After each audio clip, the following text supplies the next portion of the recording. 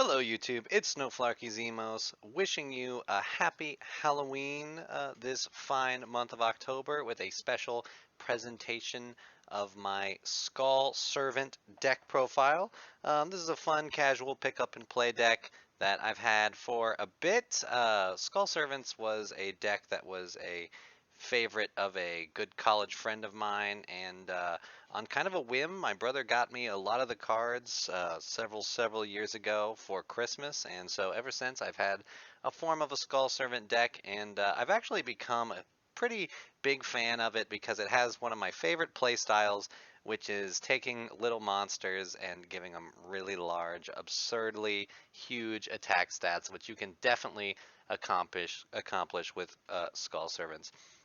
Skull Servants is a pretty interesting deck that's had a number of ways to play it. You know, there's pure ways, combinations with like Light Sworns, and even versions that have a lot of extra deck plays. Now mine is mostly just a pure version since it's mostly for just pick up and play, playground duels, and so you'll be seeing it uh, basically how the Skull Servant deck functions on its own card flow. And so I hope you guys like it. We'll check it out. Let's get into this deck profile. Let's start off by going through our monster lineup. And to start, I'm playing 3 copies of the star of the deck, King of the Skull Servants. This is the main payoff card for Skull Servants. They're big boss monster. It's a level 1 zombie monster that the original attack of this card becomes the number of King of the Skull Servants and or Skull Servant cards in your graveyard times 1,000.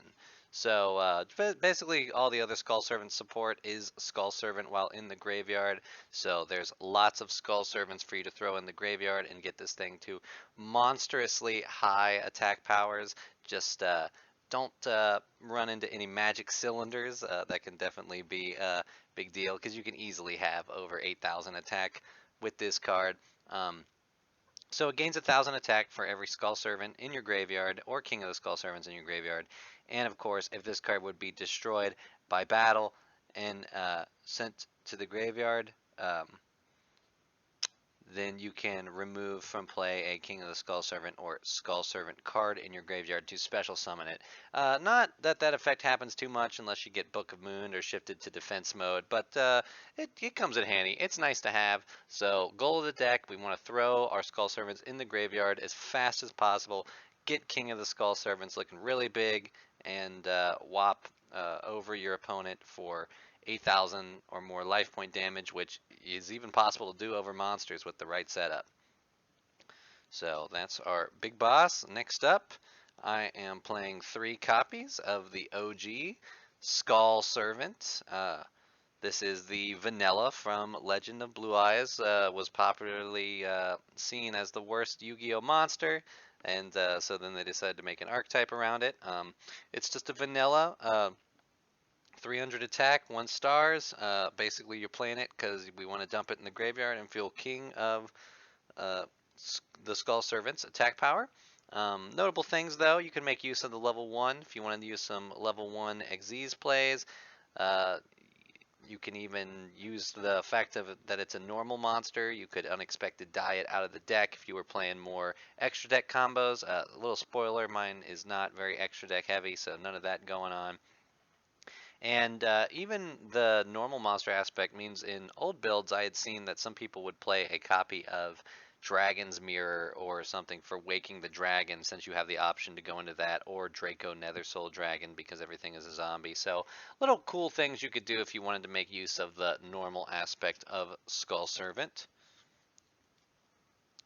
Next up, playing 3 copies of Lady in White. This is a 3-star zombie monster. It's got 2,200 defense, which is pretty nice. And when it's on the field, face up level 3 or lower zombie type monsters you control except Lady in White cannot be destroyed by battle and are unaffected by the effects of spell and trap cards. So pretty good if you already have a King of the Skull Servant out and ready to go, and you can sacrifice 1,000 attack power. There are a number of ways to pull this out of the grave or play it on the field so that you can get that spell and trap immunity. If you don't have a back row clearing already, Lady in White can make it so you don't have to worry about that. And of course, when it goes to the graveyard, it counts as Skull Servant, so even in the grave, it is boosting your King of the Skull Servants. Pretty cool card. Now at 3, both those cards can be pretty bricky. And it is a thing you have to deal with. Oftentimes, a lot of people will play 2, a ratio of 2 of each. But I am playing 3 because I am just going all in on getting the highest attack power possible, and that is thanks to the help of this good old White Prince here, which we are playing 3 copies of. Essentially, if this card is sent to the graveyard, you can send a Skull Servant and a Lady in White from your hand and or deck to the graveyard. So it thins those cards out of your deck, gets them in the grave. Getting a White Prince in the grave is 3,000 attack on the King of the Skull Servant already, which is pretty nice. And then, of course, White Prince even has another great effect where that you can banish this card and 2 Skull Servants from your graveyard. And if you banish them, you can special summon a King of the Skull Servants from the deck. So if you have tons of little Skull Servants already in the grave, banish those, get your King of the Skull Servants out on the field. And another cool thing about White Prince is that its effects are not once per turn. So that is pretty sweet. You can definitely make good use of that with some wacky combos. But White Prince is a good card. We want to get that card into the graveyard as fast as possible. Next, I am playing 2 copies of White Mare. I would consider playing a third, but I actually only have 2. Not that I ever find that I need 3 necessarily. Pretty cool little zombie 1-star monster. While this card's in the graveyard, it becomes Skull Servant. All the white cards that are in this deck are going to have that effect. And then, of course, when White Mare is in your hand, you can discard this card to activate one of the following effects. You can either select one of your remove from play Skull Servant or White Mare and put it back in the graveyard, or you can select a remove from play Lady in White or King of the Skull Servants and special summon it. So if you banish a Lady in White for, say, White Mare's effect, and you got a King of the Skull Servant ready to go, you want to protect from spell and trap cards, you can pull Lady in White out, or if you want to, get a remove from play King of the Skull, just back onto the field for more attack, you can do that, and that'll also pitch your White Mare into the grave, giving it even more attack power, so very glad to have that. Next up, I am playing 3 copies of White Princess. This card is a little much. 3 is probably a bit too much. It's one of your possible starters, though, because this card's name becomes Skull Servant while in the graveyard. And, of course, if this card is normal or special summon, you can send a White Prince from your deck to the grave. Any way we can get White Prince to the grave is great, which is why I am playing this card at 3.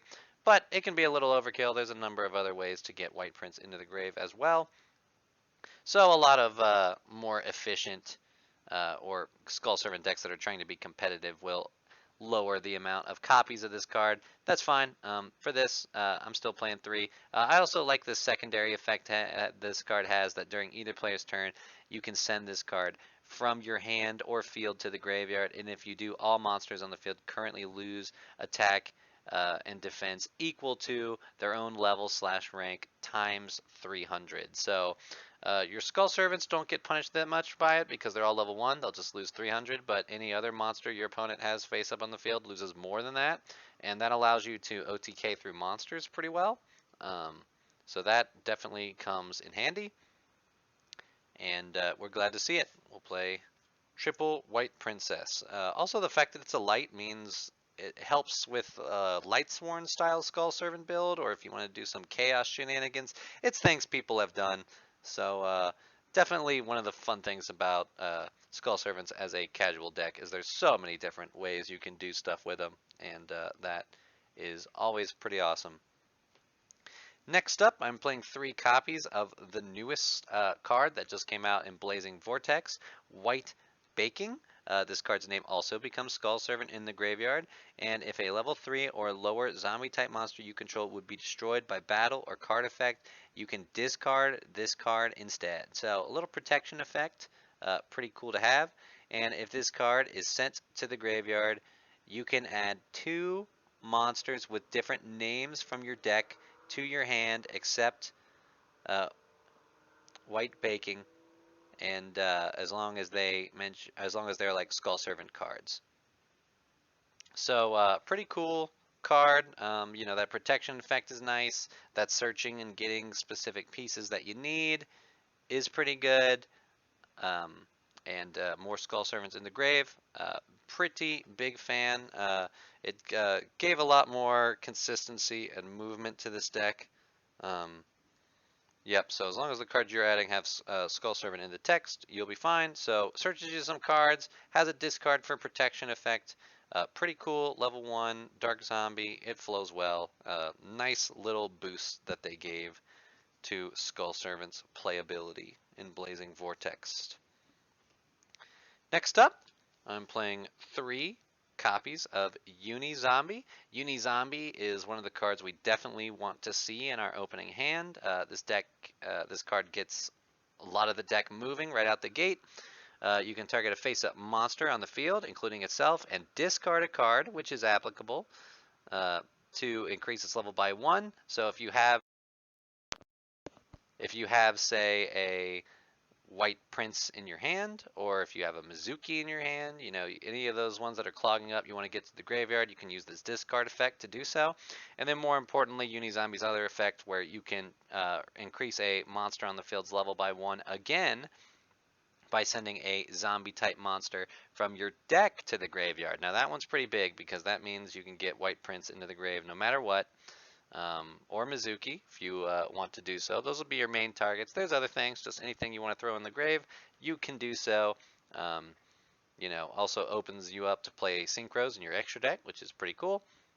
So, necessary starter. We definitely want it to be in our opener, so I'll play 3 to see it.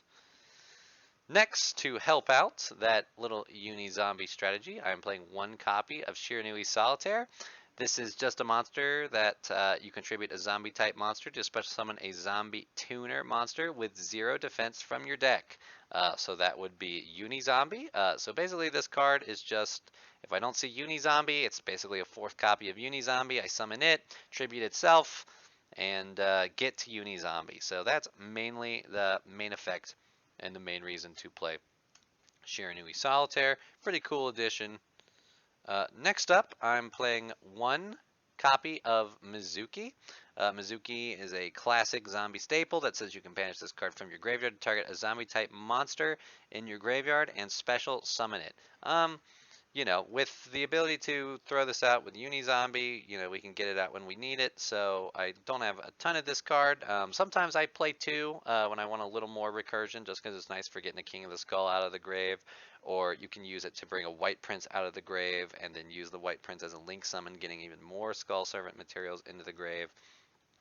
So definitely a lot of reasons to consider swapping around ratios and playing more Mizuki, but right now I'm just currently playing the 1. And last up for our monsters, I am playing 3 copies of Effect Veiler, a pretty solid hand trap that you can play during an opponent's turn to negate their monster effect. And the reason I'm playing Effect Veiler is because it's pretty good against what my friends at Dual Knight are playing. And the fact that it's level 1 also means that it has a lot of good synergies with some of the extra deck stuff. This card, of course, can be any hand trap, Ash Blossom, Nibiru, whatever you want, is viable. I'm just playing Effect Veiler for now. Swap it out when I need to. So always keep that in mind with your hand traps. You got to be adapting that to whatever you're going up against. And that is our monster count. Next, we are going to go into our spell cards. Starting off, I am playing 1 copy of Raigeki and 2 copies of Dark Hole. These are cards that are definitely in here because of how I play this deck in a casual setting. There's not as many negate monsters that get summoned at Dual Knight, so I just play Raigeki and Dark Hole to clear the board, possibly for an OTK, allows me to opt to go second. So definitely recommend that if you're in a bit of a more competitive setting looking to play Skull Servants, definitely swap these out for some other powerful going second cards. You can get some Nibiru's, you can get some Dark Ruler No Mores, so that way they can't activate. effects to negate, and you can even OTK over their monsters that they have on board. So sometimes Dark Ruler no more is enough. Sphere mode if you want to clear out full boards. Just a number of different things, evenly matched, whatever you're looking for. So I play these for the board wiping and OTK, but if you're in a more competitive environment, definitely look to play some more power of the standard powerhouse going second cards instead. Next up, I'm playing a copy of Foolish Burial. Foolish Burial is, we want things in the graveyard, and Foolish Burial is our limited spell that lets us put monsters in the graveyard. Get White Prince in right away, get Mizuki in there if you want to get something out, get King of the Skull Servants if you want access to it in the graveyard. Just a number of different cards we want in the graveyard, so we play Foolish to get them in there. Next up, I am playing 2 copies of Burial from a Different Dimension. This is one of my favorite cards to play in Skull Servants because it interacts really well with White Prince. Burial from a Different Dimension says that you can target up to 3 monsters, 3 of your banished monsters, and return them to the graveyard. So if you have this card in White Prince and you get White Prince in the graveyard and you send your other 2 Skull Servants, your Skull Servant and your Lady in White, you officially have 3 in the graveyard for White Prince to use its effect. You can banish those 3, pump out a King of the Skull Servant, then play Burial from the Different Dimension, throw them right back in the graveyard to either do it again or keep them back in the graveyard so that the King of the Skull Servants you summoned actually has attack power. So very cool. Return from a Different Dimension is not a once per turn card, so you could do that multiple times. With White Prince, very awesome. Definitely gives that extra attack boost to end games early and has come in handy. Next, a copy of 1 for 1. Discard a monster from your hand and special summon a level 1 monster from your deck. Most of your Skull Servants are level 1 monsters, so discard a White Prince, discard a Mizuki, whatever you want. Usually you'll bring out King of the Skull. And use your big attack King of the Skull Servant to OTK. And last for the spells, I am playing 3 copies of Pot of Extravagance. As I mentioned, in this casual build, I'm not doing a lot of the big extra deck spam summoning that some Skull Servant builds do. Mostly just a pure version for the holiday and for, very silly low-powered dual environments. So my extra deck mostly becomes card advantage. Banish 3 to 6 to draw a card for each 3 that you banished from your extra deck, and get some extra cards. It's like a pot of greed for the exchange of some extra deck cards, and that's pretty sick. And that is it for our spell cards. Next up, let's talk about trap cards, and of course, I'm only playing 2 of them, a very small trap card package.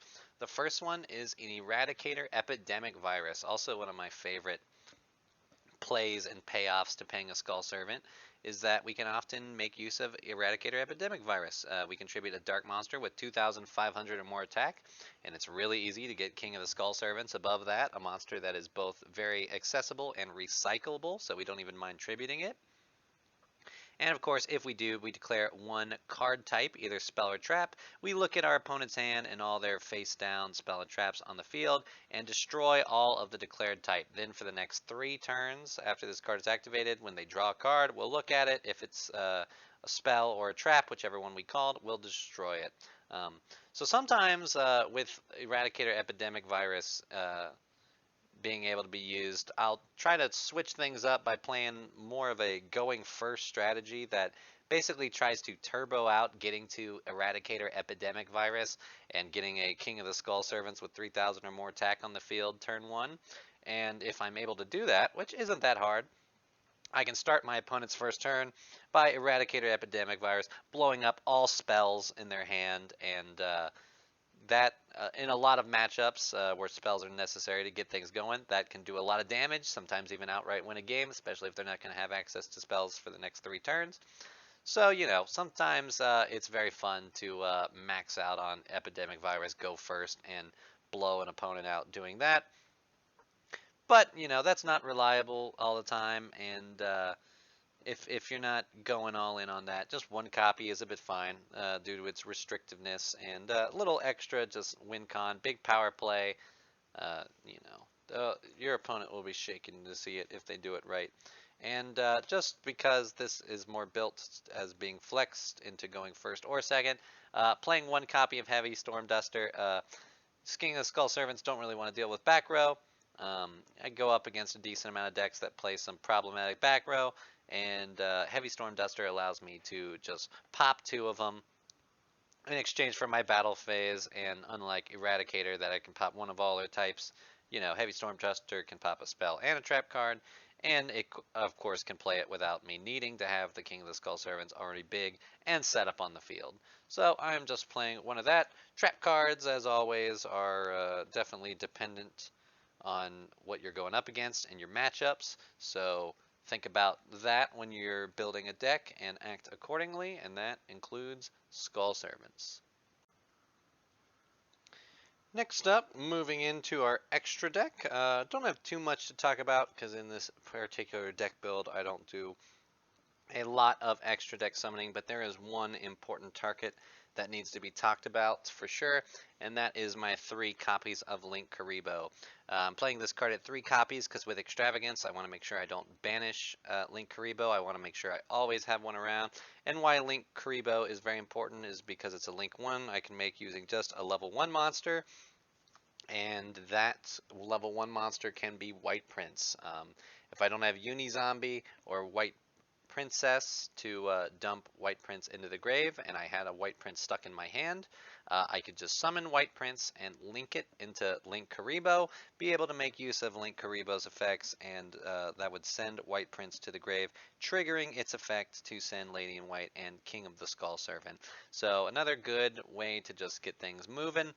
Link Karibo is pretty nice to have. When it's in your graveyard, you contribute a level 1 monster to special summon it, and then of course when your opponent's monster declares an attack, you contribute this card to change that monster's attack to 0. So pretty good, pretty useful effects. You can make good use of that recursion to do that White Prince effect over, to trigger White Prince multiple times. And, we just basically want to have it as another way to get White Princes into the grave. So that's basically it for what I actually find myself summoning. I'll go over a couple other things that I'm running though that have some cases that come up. I have a copy of Ghost Trick Dullahan, which I can make in this deck because it requires 2 level 1 monsters, and there's a lot of level 1 monsters in this deck. This card gains 200 attack for each Ghost Trick card I control, so that gives it 1200 attack because it is a Ghost Trick card.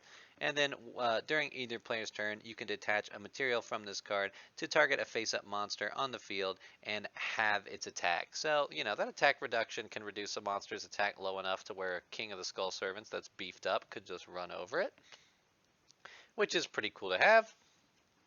Next up, I'm playing a copy of Wee Witch's Apprentice. It's a Link 2 that requires 2 dark monsters. Basically, it's in here because it gives all dark monsters I control 500 extra attack. So, if I need a little attack boost from, cards that are not doing too much on the field, I can turn them into Wee Witch's Apprentice and get that little extra attack boost. And, of course, then when this card goes to the graveyard, I can add a dark monster back to the hand. Pretty cool. Not useful too much, but that 500 attack could come in handy, so I'm running it. And another good link that I don't have sleeved and playing right now, but especially if you're going more extra deck heavy to look into, is this deck can play Vampire Sucker. Definitely pretty cool. And of course, the rest of my extra deck is just Waking the Dragon fodder for me to side and play Waking the Dragon if I want to throw in some stuff like that. So I got Baguska, which, if I summon in defense, becomes a 1-turn skill drain, where my opponent won't be able to activate monster effects. Raid Raptor Ultimate Falcon. It's a 3,500 attack target that can be summoned off Waking the Dragon that's unaffected by card effects, so pretty hard to out. 2 copies of Naturia Exterio. This card can negate spell and trap cards, so in certain matchups where that just auto wins, you can go into Exterio, and your opponent's not going to be able to play any spell or trap cards, and in some matchups that'll shut them out, and if it does, GG.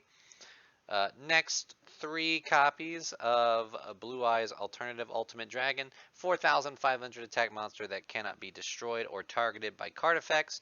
That makes it pretty tough to deal with, and that 4,500 attack is nice. Get some extra damage in. And the last 3 copies of Geomathmech Final Sigma. This is a 3,000 attack monster that is unaffected by card effects other than Mathmech cards if you summon it in the extra monster zone, which you could do off of Waking the Dragon. So pretty powerful stuff to play off Waking the Dragon. Waking the Dragon is in my side decks a lot. In these back row heavy decks, get an unsuspecting opponent, summon a win con that they just can't deal with. So glad to fill up the remaining filler extra deck spots. Remember, the extra deck is mostly for extravagance fodder in this deck, but the Link Karibos are pretty important, so I thought it needed to be shared. So that is the Skull Servant deck profile. Very glad to have this deck as one of mine for casual dueling. It's very fun to just see how ridiculously high you can get King of the Skull Servants attack, and if you get multiple King of the Skull Servants on the field with really high attacks, it always just puts a big smile on my face. And, given that it is the Halloween, the spooky season, no better time to share this deck than right now. So I hope you enjoyed it. Let me know what you do with Skull Servants. I know there's a number of ways to build it. Do you play it with Light Sworns? Do you go all in on the extra deck summoning capabilities? Lots of different fun stuff. This is more of a pure version that is not very competitive, so if you're looking for something like that, you'll definitely want to look into some of those other options I just mentioned. And I hope you enjoy. Let me know about your favorite zombie decks, your favorite decks to get you in the Halloween spirit, and we might have more coming up before the month is through. But thank you very much for checking out the profile. I'll catch you in the next one. Happy Halloween!